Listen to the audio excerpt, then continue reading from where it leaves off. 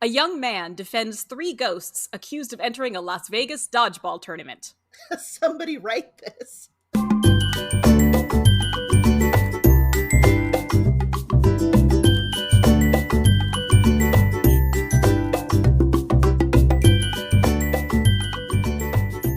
Hi, and welcome to Somebody Write This, where we use a random plot generator to give us an idea, and then we brainstorm how that could be a thing somebody might want to write. I'm Hannah.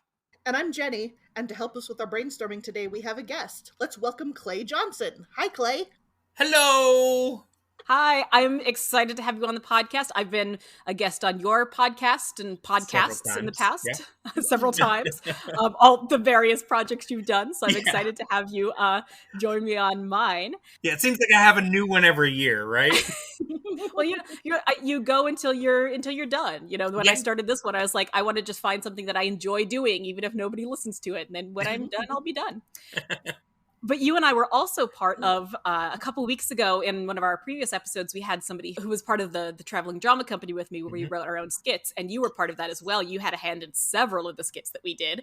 I don't think any of the ones that I worked on ever made it anywhere. but it was one of my favorite parts, was getting to do that. So I'd love for you to talk a little bit about what you enjoyed about that, what typically sparked inspiration for you, maybe moments you were super proud of, or...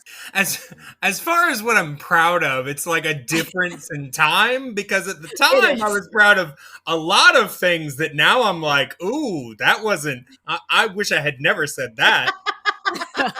But yeah, I did a lot of those because I was there for a very longer than I should have been. But I will say, by the time you were there, I think I was like head of script writing or something like that. That's what I was trying to remember. I was like, I think you were like leading the script writing team. It was a very unique time in which, when I first got there, like if it didn't pass the founder, Pastor Dave, then it didn't go out. But by the time I got put in charge, basically as long as I liked it and it made Zach chuckle, we put it out. So, I mean, there were during that time, there were ones that I was like, I wrote this a couple of years ago and it wasn't approved, but I think it's good. So I just restaged it again and it was like, yeah, let's do it. So, yeah. And, obviously the writing sessions for those were much different because it wasn't actually like scripts. Like, I think at a certain point somebody did start writing stuff down, but for the most part it was just somebody says something else, and then one person tries to make sense of it and then go.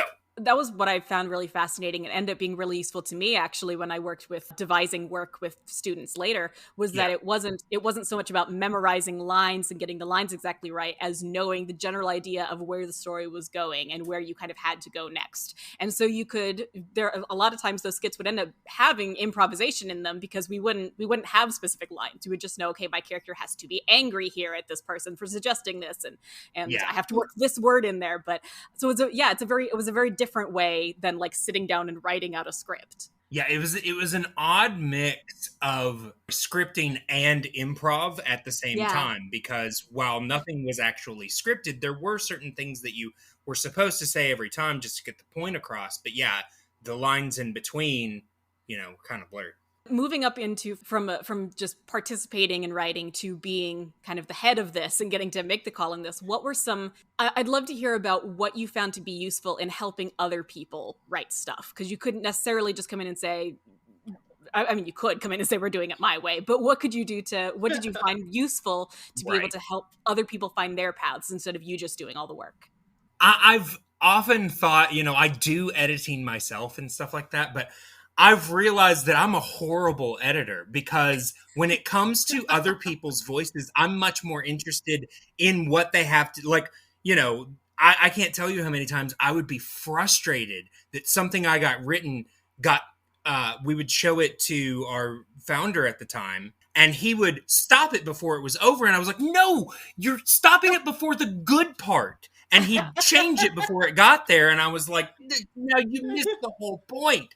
So I would always hear people out completely before I started to, and I did more like line tweaks. Like, I'm much more of an actor's director. So when it came to certain ways that people would say things, I'd be like, maybe, give a bit more of a goofy inflection or something like that. I'd try to tweak more the delivery sometimes. I mean, there definitely were some ideas and lines and things that I would take out. And sometimes I would rework something completely. I can't tell you how many times we'd start with a serious idea and we end up either making it funny or more serious than it started out.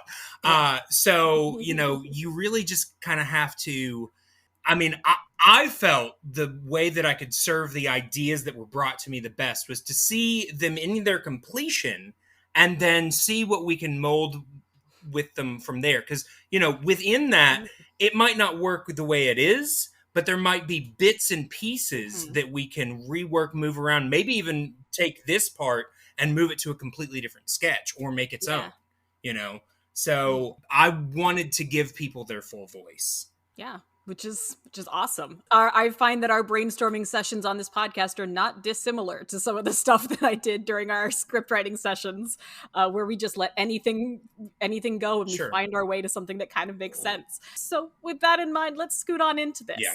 So our synopsis is: a young man defends 3 ghosts accused of entering a Las Vegas dodgeball tournament. As Jenny pointed out before we started, we have already done a story about vampires playing basketball. Way back in episode 15, our friend Nat, right. And maybe Demons and Angels involved too. There was something about that. Yeah, I think so. So maybe this is the second in the series, or maybe this is a new genre of supernatural sports movies, sports stories. They could be a book, it could be a graphic novel. The Universal Dark Universe was so close. Yeah, so close. They forgot to put in basketball and dodgeball. They just needed some athletes in there. Yeah. So the immediate first question is, well, I guess 2 of them. Is this a legal defense or like a physical defense? And secondly, who cares if ghosts are entering dodgeball tournaments? See, I almost wonder if it's like an Air Bud type thing, like ain't no rule says a ghost can't play dodgeball kind of thing, Yeah. I don't know. I do think a legal defense is a little bit more actually interesting than how could you physically defend ghosts wanting to play dodgeball? There's only so much action there. You're dodging people. Yeah. Well, I'm thinking, first off, why are the ghosts interested in playing dodgeball?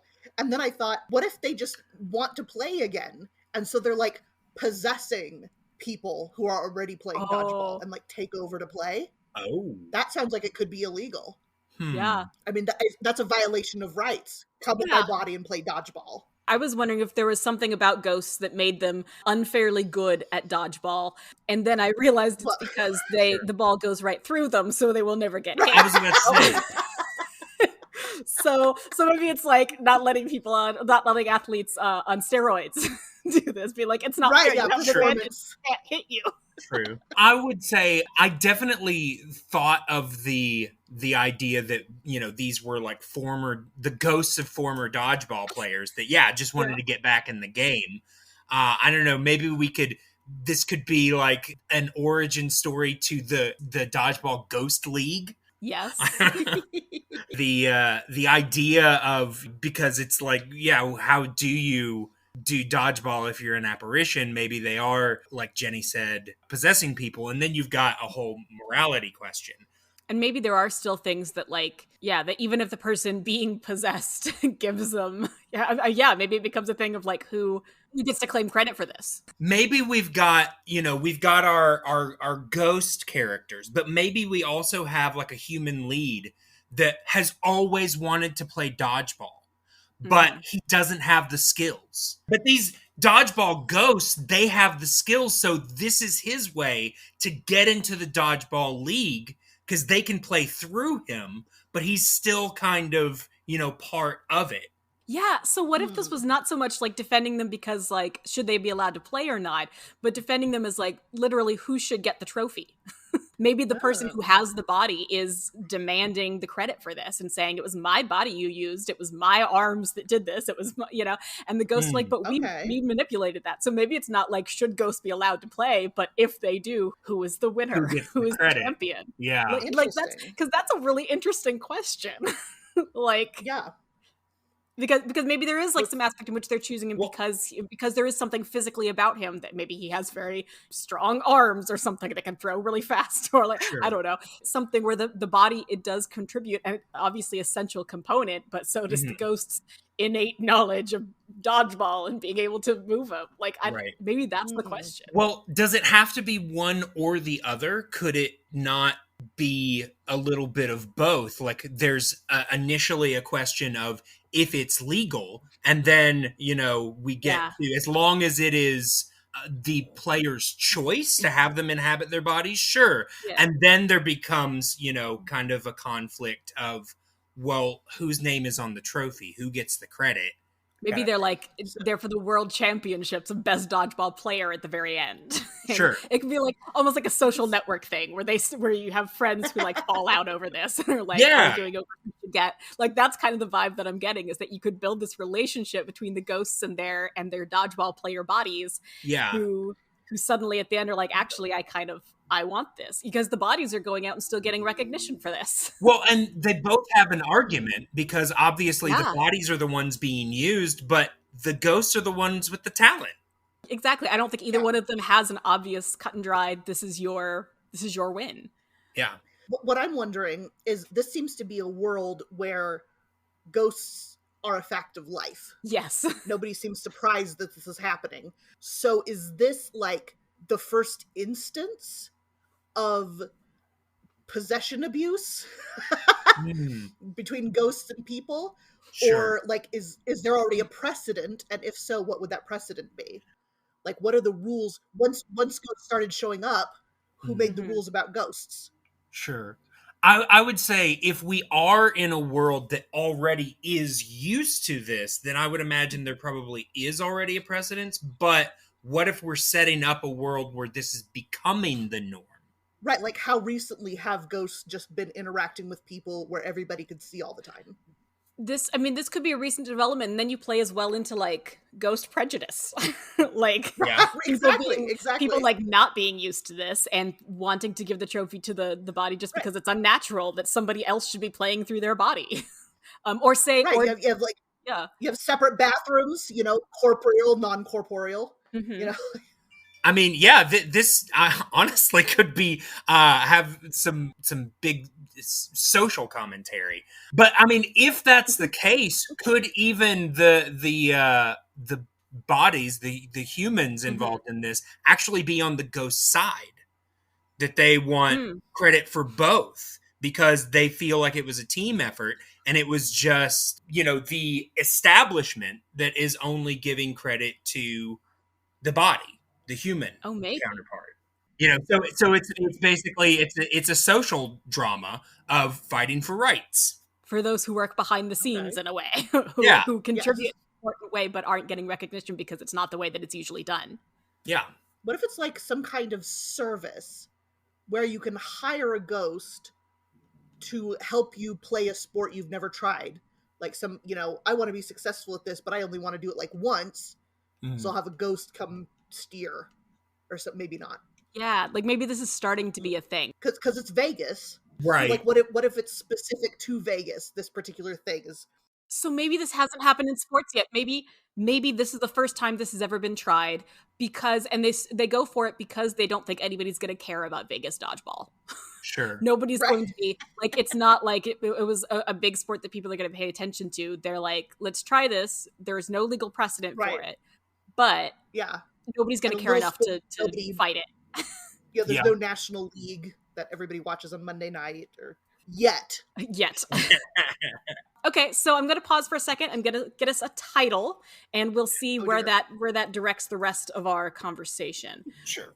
Our title is The Toughest Racing Route. So we're in a different sport now. Okay. Oh, what? So is Uh, this NASCAR dodgeball? Or is that a metaphor? Racing definitely can be more of a metaphor for life. It doesn't have to Right. be, yeah. straight up. I mean, it is weird for us to be talking about dodgeball and the word racing is in the title. Were the ghosts racers in their previous life, and for some reason dodgeball. Decide they want to give dodgeball a chance now. Yeah, like, like there's some reason that they can't do. Maybe they tried to do this for racing, and they're like, no, that maybe that's why they do dodgeball, because they all try to do racing, and the legal precedent isn't there, and maybe dodgeball is the only thing that the people will even let them into. Well, because dodgeball is, you're not likely to die in dodgeball. Yeah, but they're already dead. Yeah. No, I know, but if they're possessing a driver. Sure, they don't want to take somebody else's life yeah. in their own hands. Right. See, if the word racing wasn't in this title, it would actually be fine. The toughest route. Maybe they all died racing the toughest route in the world, and then they learned that playing possession dodgeball is actually the toughest route of all. Like, that's the closest I can get to this right now. Maybe it's like the name of a move in dodgeball or something like that. I don't know. Ooh. Because you could have multiple people racing throughout the court kind of thing. So this is Vegas, right? Like, if you're going to do dodgeball in Vegas, like, this isn't somebody's basketball court, get a ball, put tape on the floor kind of dodgeball. This is like Vegas dodgeball, and they would probably have like an arena and like different like obstacles, kind of like what was that show?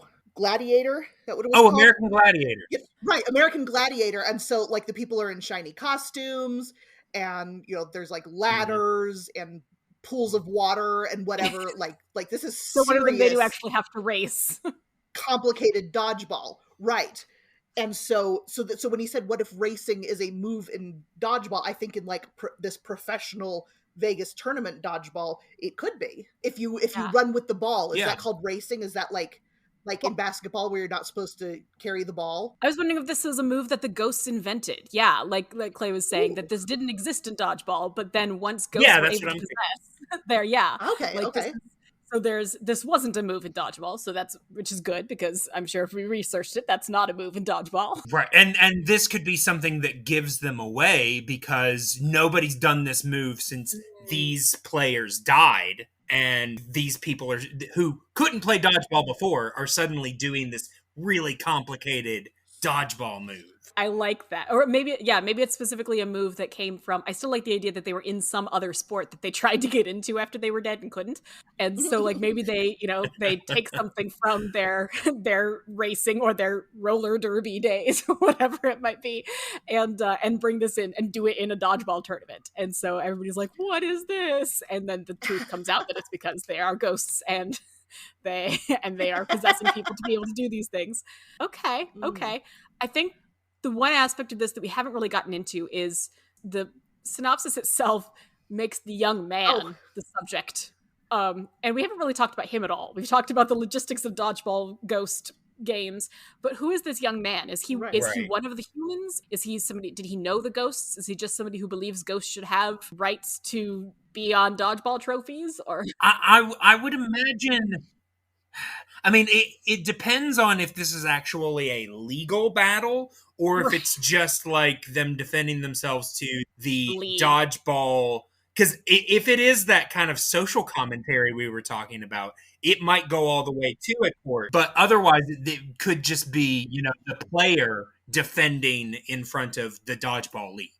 Yeah, I mean, maybe it starts off like that. Maybe they just grab somebody. On how deep we want to go with it. And it could be something where they're like, we'll just have to explain ourselves to the dodgeball league, and then it ends up getting escalated, and the same young man ends up having to defend them on all the higher tiers because they're like, you're the only one we trust for some reason. I don't know. Maybe it's like a My Cousin Vinny type thing where like one of the dodgeball players is like, I got this cousin. Yeah. Who's a lawyer. Who defended vampires' rights to play basketball. If he's related to one of the ghosts, right? Like he's one of their grandsons. Maybe a ghost and one of the people both happen to know him. And so he's been in the loop, he's seen this happen, and so he ends up kind of just naturally being their champion up through the ranks. Okay. All right, I think we are going to take this story and hand it over to our listeners. Take any pieces of this that inspire you, and I would love to hear where you take this. We have so many more questions, Yes. and Seriously. and if you find if this is book 2 in the sequel to I just looked up the title of our vampire basketball one, and that was just called His Sports. So if this is that's right. if this is the second in the His Sports series, we'd love to hear about that too. So we'll have our email and our Twitter at the end of the episode, so you can make sure and send that to us. But in the meantime, let's go on into our final segment, where we're going to go ahead and recommend a book or a movie or a TV show, a story of any kind to our listeners that we think they should check out. So I'm going to, for this week, I'm going to recommend, I just rewatched last night for the first time in ages, one of my favorite movies, which is Waiting for Guffman. It is a mockumentary about a small town in Missouri putting on a musical celebrating their town, and it is it's I believe the first of the Christopher Guest directed mockumentaries. He was in Spinal Tap but didn't direct it, and it's just delightful. If you're a fan of Schitt's Creek, Eugene Levy and Catherine O'Hara are both in it, playing really, really wonderful roles. And if you are in any way a theater person, it is essential viewing. It's so funny and so accurate for small town theater. It is absolutely spot on. So definitely check it out. It is a real good one. I'm going to toss it to Jenny. What would you like to recommend this week? Oh, my recommendation is also theater themed. Last week I had the privilege of watching a movie called All Is True. And this is a movie about Shakespeare by Kenneth Branagh, who also plays Shakespeare. And I didn't even recognize him through the first half of the movie. It was amazing. But it's about after the Globe Theater burned and he stopped writing plays and went home. It's about his story, recovering from that, reconnecting with his family, learning some things about the past that he didn't know before, and about how he felt about his work in general. And it's beautifully set in the times. One of his daughters married a Puritan, and so there's some religious political hubbub going on with all of that, and it's just a gorgeous movie. So if you're a Shakespeare fan, go check that one out. All Is True. Awesome. All right, Clay, you get a chance as well. What would you like to recommend for our listeners to check out? A story of any kind. I'm going to keep the theater train rolling Yes. with a film based on a play.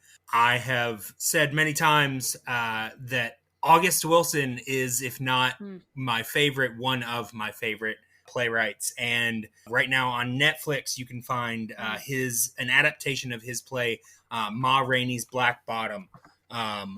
And it is, if you're not familiar with August Wilson, he basically wrote 10 plays. It's sometimes called the Pittsburgh Cycle, sometimes called the Century Cycle, but it's basically all of the plays take place in a different decade of the 20th century, and they all focus on the perspective of African-American people. And Ma Rainey's Black Bottom is his entry for, I believe it's the 20s. And it is like the story itself is, fictional, but the lead character, Ma Rainey, was an actual like blues singer of the time. And she's portrayed by Viola Davis. Chadwick Boseman is in this film in a spectacular role. It's devastating that we lost him at such a young age, but this is one of, if not his best performances. Glenn Turman is also really good in this. Honestly, the cast is, you can't say a bad thing about any one of them. They're all great. But as you would imagine, the entire, it feels very much like a play, but it's done in such a dynamic way, and the entire thing takes place in 2 rooms, basically a recording studio and a band's waiting room in a recording studio. But it's fascinating, and it's nice. I would encourage you to seek out both the film and the play, and anything August Wilson if you haven't read or seen any of his stuff before. Fences was one of his from a couple of years ago, and they're supposed to be making one of all of his plays, and I am so excited to see more. Yeah. No, I haven't gotten to Ma Rainey yet. I saw Fences, and I've gotten a chance to see a couple other August Wilsons on stage, and they're all so good. Yeah. Thank you for giving us the nudge for that. Yeah. Before we go, Clay, we want to make sure and give you a chance to plug or promote anything you want to. So yeah, tell us about your current project and Sure. what anything that listeners might want to know. Right. Well, I run a podcast.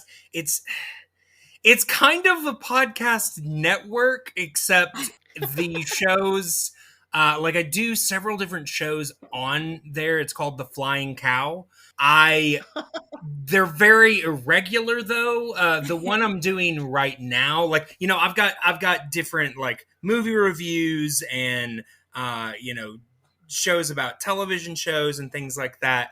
And the one I'm currently doing right now, it's, going to be finishing up within the next month, actually, is I'm doing a review of the early 90s PBS kids show, Ghost Rider. And we are, like I said, we're finishing that up. I think in March I'll be done with that, and then I'll be moving on to some other things. Don't want to give anything away yet, but some exciting stuff coming down the pike, and Hannah's helped me out with a lot of those as well. So you can check her out on those. But the Ghost Rider one is called Rally FC. If you want to check that out. Yes. Awesome. Nice. And I'll make sure and share the name of the podcast in the show description as well so that people can find you. And yeah, so Clay, thank you so much for joining us. This was a really fun and strange and delightful episode. Yeah, it was. Yeah, this was definitely a lot of fun. Thank you guys for having me. Yeah, definitely vibes, flashbacks to coming up with crazy ideas in the drama company. All right, folks, that is our episode. As a reminder, you can find us every other Thursday wherever you get your podcasts. Follow us on Twitter at WriteThisPod, and if you've been inspired by this episode and have questions or comments or a story you wrote or anything else, email us at somebodywritethis@gmail.com. We'd love to hear from you. We'll be back with another episode in 2 weeks. We'll see you then. And as they say, don't put stones into donkeys' ears.